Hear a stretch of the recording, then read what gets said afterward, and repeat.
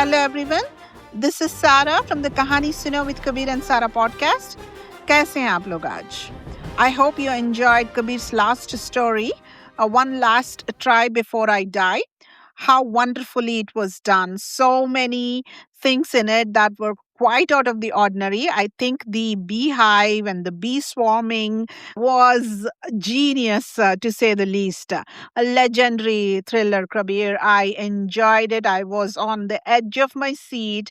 And, as I was rooting for these underdogs who haven't done anything wrong in their lives but find themselves at these crossroads, I think your story drove home the fact that we need to help ourselves. Yes, maybe not do illegal stuff, but sometimes when the common man is pushed into a corner, they just push back in the best way possible. So, Kabir, really good thriller there. So, I'm trying to attempt to do the same thing again, write a thriller, but more with Bollywood masala and stuff. And of course, the women are the main characters in my story. So, I'm going to continue with that. As I've said before, I borrowed these characters from Kuch Kuch Hota Hai, Tina and Anjeli. No Shah Rukh Khan, guys. So let's get on with it. The title of this story is The Third Musketeer. Tina and Anjeli, that's what we christened them. Kuch Kuch Hota Hai was just out, and we marveled at how well the characters fit together for these two friends of ours. The two musketeers, as we would fondly call them. There never was a chance for the third musketeer. No one could break through their friendship fortress. Tina, the prettiest damsel you ever saw, city-bred, elegant and smart. Always on the move, chattering, laughing and having the time of her life. She was like sunshine, brightening everything it shone on. However, just like the sun, she had the ability to burn you if you got on her nerves. Her temper was legendary, but rare. Always dressed elegantly, her long tresses flowing like Rani Mukherjee's, and her smile, of course, tinkling and bright, bringing music and light to any place she stayed at. She was the one who had boys following her around. She didn't seem to mind. She lapped up their attention, but always seemed to stay one step ahead of them. She had a lot of friends, both boys and girls. Everyone vied to get close to her. She basically seemed to have everything: beauty, brains, and moolah. You would find her either talking to someone, her nose buried in a book, or powdering her nose somewhere. Anjali, on the other hand, was just like Kajol in the movie and was more a tomboy. She was the star athlete, tall and extremely agile. She had an attractive face that seemed less so because she was almost always scowling at someone. I don't think I have ever seen Anjali not doing anything. She was always on the move, either practicing some sport, exercising, or running errands. You could get exhausted just watching her do her things. Life seemed like a never-ending chore for her. She hadn't been as blessed as Tina in the My Family's filthy rich department. She lived with one of her aunts. Her family was from a remote area hundreds of kilometers from Delhi. No wonder she was always on the run. She needed to take care of herself because there was no one else that would do it for her. I learned later that she needed to be good at sports because she had been awarded a sports scholarship, and that was how she had been able to afford an education in the city college, as folks in her village termed her college. Now that we have the cast of the main characters out of the way, let's concentrate on the story. But before we get on with that, who am I might be the question going on in your mind. Well, let me tell you, I'm a nobody, just a narrator of the story, an outside observer, Sutradhar, as you might call me in Hindi, and no, definitely not Shah Rukh Khan. Anyways, coming back to the story, so we have Tina and Anjali, who of course somehow become very good friends despite their disparate backgrounds. Well, where is the man in the story, you might ask now? Well, this is one of those few stories that passes the Bechdel test. As the Sutradhar, I'm pleased with the progress of my story, and we will keep it going by limiting the manhunt. The friendship between Tina and Anjali is unique and stands the test of time for one reason. Neither of them is the leader in the relationship. The problem with every relationship I see is that one person leads and the other follows. The reason that most same age relationships seem to fail, and I just don't mean the romantic kind, is that the balance of power might tilt a little in the beginning. But if one person is dominating, then that balance will keep tilting to the point where the balance just gives away completely. Doesn't matter what kind of relationship it is. If there is only give or more give than take, there will come a time when that give and take will evaporate into nothing at all. Tina and Anjali were different. They were so different that they needed to take in and give out equivalently to maintain homeostasis, a state of being where the body maintains a stable internal environment even when the outside environment changes. Tina would help Anjali with grooming, shopping, and buying her stuff out of her own pocket. Anjali would help Tina with fitness and life skills such as cooking and grocery shopping. They would often be found in Anjali's aunt's home cooking up a storm with the ingredients they had shopped for all day. If not, they would be found in Tina's home, where Tina would be intently picking apart Anjali's eyebrows in the hopes of morphing the unibrow into a perfect arch. Sometimes she'd do a great job, and everyone would comment on how beautiful the eyebrows made Anjali look. And sometimes they'd be so bad they'd have to be hidden behind thick eyeliner. Tina taught Anjali how to do her eyebrows, and Anjali repaid it by doing hers. The point here is not how tasty or not so tasty the food they cooked was, or how good or bad they made each other's eyebrows. The point was how good they were to each other. Their friendship showed me and everyone else who were in contact with them what a friendship should be like. Give and take in equal measure. Be simple, laugh easy, love abundantly, and leave the ego at the door. And most importantly, don't ever fall in love with the same man. But as we all know, all good things have to come to an end. College life, arguably the best years of a large percentage of people, did come to an end. It was time for Anjali to move back to her village. Tina was going to join her family business and invited Anjali to do the same. But Anjali was reluctant. She did not quite know what she would do next, but she knew what she would not do, a 9-to-5 desk job. So she politely declined Tina's offer, which is another reason their friendship endured. It remained a friendship and did not morph into something else. Anjali decided she'd become a fitness instructor, and of course she was damn good at it. Soon enough, she had a large clientele that included a very few famous people. Tina was her client too, and Anjali did not charge Tina any fees. Paying back for all the money that you had spent on me in college, she winked when Tina insisted. And they still managed to maintain their friendship amid the different directions their lives were taking them. They still cooked together. However, the premises has changed from the modest kitchen in Anjali's aunt's house to a modern one in Anjali's swank apartment. They no longer had to do spa days at home. They could afford to book spa days at the most expensive one in all of Delhi, the kind where celebrities frequented. And that was when I, as the Sutradhar, left them. Both of them were succeeding at and living life to the fullest. A great place to leave, right? You know, the happily ever after ending? So I, the Sutradhar, went my own merry way, hoping for the best for two of my very good friends and even better human beings. I wish them all the best as I set out to make a life for myself. One of the characteristics of a Sutradhar is that they only discuss stories that features others, so I won't bore you with the details of what I did in the next decade because it does not feature either Tina or Anjali, and this story is actually about them. A decade later, I found myself hopping on a plane to Angola. Angola is a country in Africa, not some village in India. Yes, I know you must be wondering what I was doing by getting on a plane to Angola, and most importantly, where Tina and Anjali fit into this journey. Well, one of the main characteristics of a Sutradhar is that he or she should not be confused. After all, they are the storyteller and should have all the facts and plots in their hand. Well, to that I would say I'm not the Sutradhar of a static story written in a book with a beginning and an end. I was the sutradhar of a more dynamic story, a live story.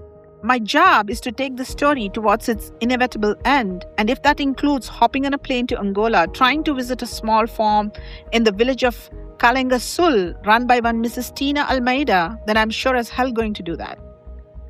Tina Almeida running a farm, Fazenda Terra do Chua, in the remote village of Angola. Yes, that is our Rani Mukherjee character. I would think that she had a better chance of becoming a Tina Ambani rather than a Tina Almeida. It was quite a shock to discover where she was. I had almost lost hope of locating either her or Anjeli on my trip to India. Finally, I had found a very old common friend who informed me that she had left for Angola after marrying a very wealthy farmer from the illustrious Almeida family. Tina, the city bred always found in malls or spas, Tina managing a farm in Angola? Something seemed amiss. Now you understand why I took the plane? I needed to get to the end of the story as much as I needed to narrate the ending as a sutradhar. It took me 2 days to get to the farm. For me, the name of the farm meant mouse farm, Chua meaning mouse in Hindi. But when I got there, I realized it was as far from being a mouse in either character or personality. It was this huge, beautiful farm with the words written in an arch over a huge gate. The Almeida family welcomes you to the land of rain, Fazenda Terra de Chua. So that's what it meant, the land of rain. A huge house stood in front of what seemed to be acres and acres of cultivated land. Cornfields were grown in even rectangular fields that seemed to have been painstakingly carved out of the uneven earth. Rainwater collection tanks caused rivulets of water to crisscross the field. Livestock seemed to be scattered over large areas. Farm machinery, sprinklers, haystacks, and grain sacks abounded everywhere. This was by no means the farm I had envisaged when I heard that Tina was managing it. I had visualized a dusty little ancient farm with Tina slogging away, a la Scarlett O'Hara in Gone with the Wind. Vivian Lee, who played her character, seemed to be in line with Tina. Fiercely determined, deeply flawed, and rebelliously resilient. Scarlett had no choice, but Tina had choice, and she seemed to have given up that for a life of toil and tear. This was way beyond puzzling. It was downright unbelievable, like an artifact that belonged in a Ripley's Believe It or Not museum. What was even more weird was where was Anjeli in all this melee? There are moments in his story where even the sutradhar gets teary-eyed. I had been postponing this moment for as long as I possibly could, but no matter what my emotional state is, I have a responsibility to the reader, kinda like taking an oath at the beginning of your testimony. I shall speak the truth and nothing but the truth. I shall let the reader know exactly what happens to a character and not keep anything out. I know, you're all waiting to hear what happened to Anjeli. Unfortunately, she had a tragic end. I visited her village to locate her whereabouts. The village was unusually crowded, and I got to know later that the only son of the zamindar, Akash Singh, had lost his life, and so people were pouring in from neighboring villages to pay their respects. It took me some time to locate Anjeli's home. Her family told me the bad news. Anjeli had wound up her fitness studio in Delhi and moved back. She had opened a fitness studio in her village, the first of its kind in a remote rural area. She roped in Tina too, and both of them had a very successful stint for a few years. The success was phenomenal, and they were single-handedly, or should I say double-handedly, changing the lives of women in their surrounding villages. They were opening schools everywhere, then clinics, and even a technical training center. Anjeli and Tina had both taken a vacation to Angola a couple of years earlier. Tina had fallen not just in love with the country, but the man who ran the farm they had lodged in. She married him a year later in a lavish ceremony that was the end of the Anjeli-Tina partnership. Anjeli returned and tried to continue the work. Her parents got her engaged. She agreed on the condition that she would go on one final hiking expedition, visit Tina in Angola, and that they would fly back to attend the wedding festivities. That's when things fell apart. What had exactly happened, no one knew. Anjeli reportedly had an accident during her hike, fell into a stream and floated away, an eyewitness said. There had been a massive search. They recovered some of her belongings, but her body was never found. She was declared dead after a year when the search for her was officially called off. Her presence still seemed to linger in the village. There were centers for women that seemed to be thriving. The Zamindari system was in disarray. There was even a temple dedicated to Anjeli. I visited it. A life-size picture of her, dressed in local attire and holding up a victory sign, greeted me. There were a lot of offerings around the picture and people sitting there and praying. It was a very somber occasion for me. I had loved her dearly, and to have found out that she had died years earlier and that I did not have a clue was not easy for me. So that's about Anjeli. I hope I don't have to revisit that chapter. It's so traumatic to visit her village and be reminded of her presence at every turn. The village had such a grim outpouring of grief that it was palpable. Back to Angola. I walked inside the huge gates and pulled on the string attached to a group of copper bells. They jingled more like music rather than a doorbell ring. Out tottered a local woman who seemed to be the housemaid. I gave her my card and she led me inside. A few minutes later, Tina joined me. She almost ran out, dressed casually in a pair of overalls and really old rubber slippers.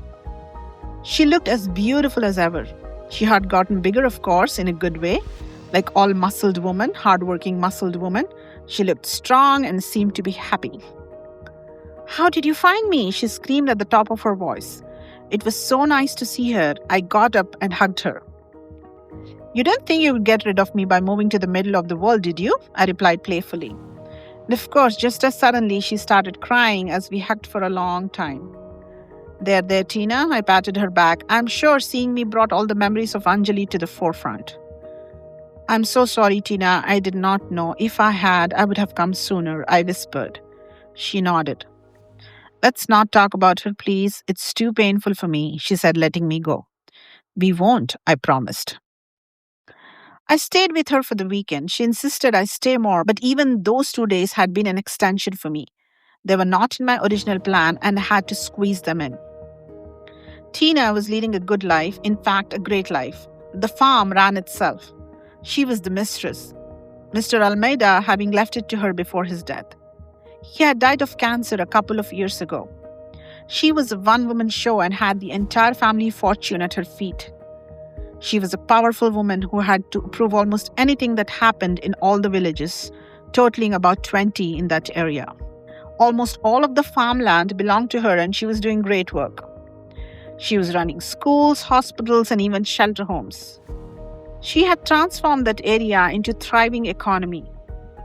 Women worked in her establishments.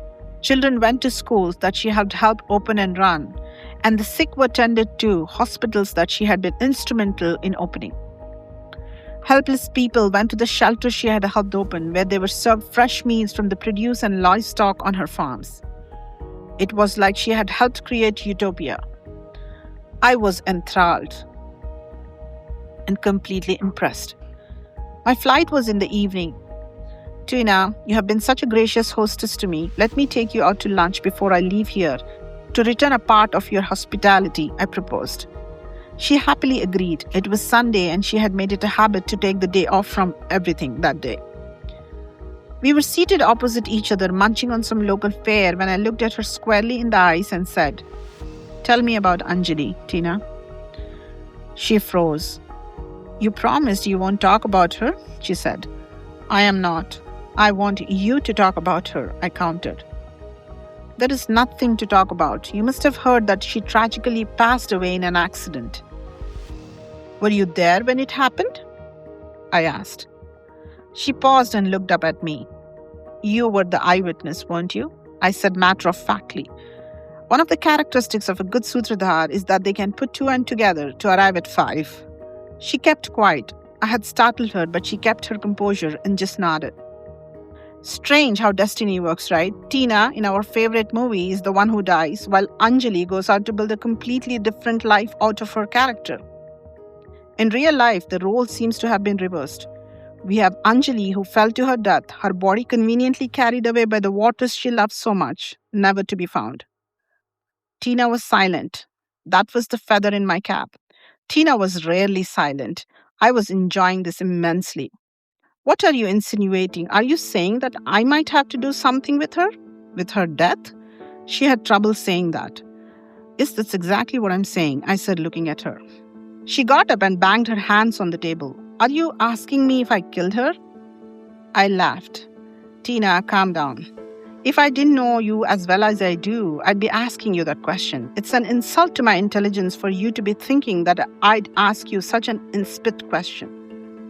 She sat down before calmly asking, Then what are you saying? I'm asking if you had something to do with her disappearance. I think it's time for me to leave you at the airport, she said, getting up. Always the overdramatic and over-the-top Tina. Sit down, please. I thought you were my friend, she said, deep in thought. I am, Tina, and I am Anjeli's friend too. If you are, then I would advise you to leave this alone, she said. Yes, I will, but not before I meet Anjeli, I said. She looked at me aghast. She recovered very quickly to say, But Anjeli is dead. That much I can assure you, she said firmly. Don't, Tina. Please don't. Again, don't insult my intelligence. I would much rather you take me to her rather than me walking up to her out of the blue, I offered. What are you even talking about? She looked up stubbornly. The arch of your eyebrows, the style of your haircut, your perfectly manicured nails. Her eyes widened. Exactly the way you want them. Exactly the way she does them, I finished.